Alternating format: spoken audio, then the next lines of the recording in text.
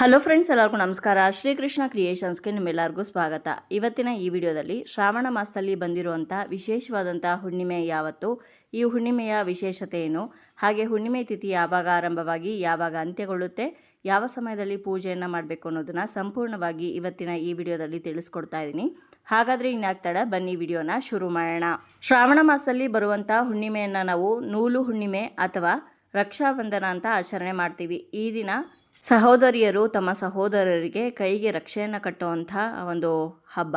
ಮೊದಲಿಗೆ ಈ ಶ್ರಾವಣ ಮಾಸದಲ್ಲಿ ಬಂದಿರುವಂಥ ಹುಣ್ಣಿಮೆ ಅಥವಾ ರಕ್ಷಾಬಂಧನ ಯಾವತ್ತು ಅಂತ ತಿಳ್ಕೊಳ್ಳೋಣ. ಅನಂತರ ಈ ಹುಣ್ಣಿಮೆ ತಿಥಿ ಯಾವಾಗ ಆರಂಭವಾಗಿ ಯಾವಾಗ ಅಂತ್ಯಗೊಳ್ಳುತ್ತೆ ಅಂತ ತಿಳಿಸ್ಕೊಡ್ತೀನಿ.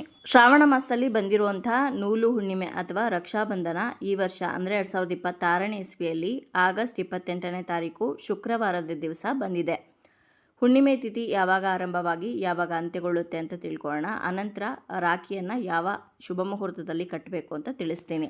ಹುಣ್ಣಿಮೆ ತಿಥಿ ಆರಂಭವಾಗುವಂಥದ್ದು ಆಗಸ್ಟ್ 27ನೇ ತಾರೀಕು ಗುರುವಾರದ ದಿವಸ ಬೆಳಗ್ಗೆ 9:08 ಆರಂಭವಾಗಿ ಆಗಸ್ಟ್ 28ನೇ ತಾರೀಕು ಶುಕ್ರವಾರ ದಿವಸ 9:48 ಅಂತ್ಯವಾಗತ್ತೆ.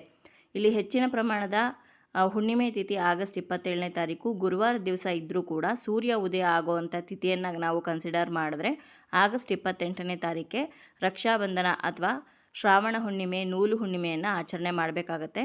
ಶುಕ್ರವಾರ ದಿವಸ ಬಂದಿರೋದ್ರಿಂದ ವರಮಹಾಲಕ್ಷ್ಮಿ ಹಬ್ಬವನ್ನು ಯಾರು ಹಬ್ಬದ ದಿವಸ ಆಚರಣೆ ಮಾಡೋದಕ್ಕಾಗಿಲ್ವೋ ಅಂಥವರು ಈ ಆಗಸ್ಟ್ 28ನೇ ತಾರೀಕು ವರಮಹಾಲಕ್ಷ್ಮಿ ಹಬ್ಬವನ್ನು ಮಾಡ್ಬೋದು, ಅಥವಾ ಸಂಪತ್ಲಕ್ಷ್ಮಿ ವೈಭವಲಕ್ಷ್ಮಿ ವ್ರತವನ್ನು ಕೂಡ ನೀವು ಆಚರಣೆ ಮಾಡ್ಬೋದಾಗಿರುತ್ತೆ. ಇನ್ನು ಈ ದಿನ ರಕ್ಷಾಬಂಧನ ಅಥವಾ ರಾಖಿಯನ್ನು ಯಾವ ಶುಭ ಮುಹೂರ್ತದಲ್ಲಿ ಕಟ್ಟಬೇಕು ಅಂತ ಇವಾಗ ತಿಳ್ಕೊಳ್ಳೋಣ. ರಕ್ಷಾಬಂಧನ ದಿವಸ ರಾಖಿ ಕಟ್ಟೋದಕ್ಕೆ ಶುಭ ಮುಹೂರ್ತ ಬಂದು ಬೆಳಗ್ಗೆ 6:08 ಬೆಳಗ್ಗೆ 9:48 ಕೂಡ ನಿಮಗೆ ಸಮಯ ಇರುತ್ತೆ. ಈ ಒಂದು ಶುಭ ಮುಹೂರ್ತದಲ್ಲಿ ನೀವು ನಿಮ್ಮ ಅಣ್ಣಂದಿರಿಗೆ ಅಥವಾ ತಮ್ಮಂದಿರಿಗೆ ಕೈಗೆ ರಕ್ಷಾಬಂಧನವನ್ನು ಕಟ್ಬೋದು. ಟೋಟಲ್ ಆಗಿ 3.5 ಗಂಟೆಗಳು ಸಮಯ ಇರುತ್ತೆ. ಆ ಸಮಯದಲ್ಲಿ ನೀವು ರಾಖಿ ಕಟ್ಬೋದು. ಆ ಸಮಯದಲ್ಲಿ ಆಗಲಿಲ್ಲ ಅಂತಂದರೆ ರಾಹುಕಾಲ ಬಿಟ್ಟು ಬೇರೆ ಸಮಯದಲ್ಲಿ ಕೂಡ ಅವತ್ತಿನ ದಿವಸ ನೀವು ರಾಖಿಯನ್ನು ಕಟ್ಬೋದು. ಇನ್ನು ವರಮಹಾಲಕ್ಷ್ಮಿ ಪೂಜೆಯನ್ನು ಮಾಡುವವರು, ವೈಭವಲಕ್ಷ್ಮಿ ಪೂಜೆ ಮಾಡುವವರು, ಸಂಪತ್ ಲಕ್ಷ್ಮಿ ಪೂಜೆಯನ್ನು ಮಾಡುವವರು ಯಾವ ಸಮಯದಲ್ಲಿ ಲಕ್ಷ್ಮಿಯನ್ನು ಕೂರಿಸಿ ಪೂಜೆ ಮಾಡಬೇಕು ಅಂತ ಈಗಾಗಲೇ ವಿಡಿಯೋದಲ್ಲಿ ತಿಳಿಸಿದ್ದೀನಿ. ಯಾರಾದರೂ ಆ ವಿಡಿಯೋ ನೋಡಿರಲಿಲ್ಲ ಅಂದರೆ ದಯವಿಟ್ಟು ಹೋಗಿ ನೋಡ್ಕೊಂಡು ಬನ್ನಿ.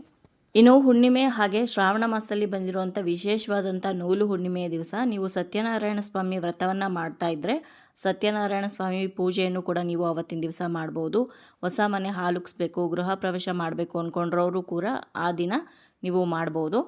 ನೋಡಿದ್ರಲ್ವ ಸ್ನೇಹಿತರೆ, ಇವತ್ತಿನ ಈ ವಿಡಿಯೋದಲ್ಲಿ ಶ್ರಾವಣ ಮಾಸದಲ್ಲಿ ಬಂದಿರುವಂಥ ನೂಲು ಹುಣ್ಣಿಮೆ ಅಥವಾ ರಕ್ಷಾಬಂಧನ ಯಾವತ್ತು, ಹಾಗೆ ರಾಖಿಯನ್ನು ಕಟ್ಟೋದಕ್ಕೆ ಯಾವ ಶುಭ ಮುಹೂರ್ತ ಒಳ್ಳೆಯದು ಅನ್ನೋದನ್ನು ತಿಳಿಸ್ಕೊಟ್ಟಿದ್ದೀನಿ. ಇವತ್ತಿನ ಈ ವಿಡಿಯೋ ನಿಮ್ಮೆಲ್ಲರಿಗೂ ಇಷ್ಟ ಆಗಿದೆ ಹಾಗೆ ಉಪಯೋಗ ಆಗಿದೆ ಅಂತ ಭಾವಿಸ್ತೀನಿ. ವಿಡಿಯೋ ಇಷ್ಟ ಆಗಿದರೆ ಲೈಕ್ ಮಾಡಿ, ಹಾಗೆ ಬೇರೆಯವ್ರಿಗೂ ಕೂಡ ಶೇರ್ ಮಾಡಿ.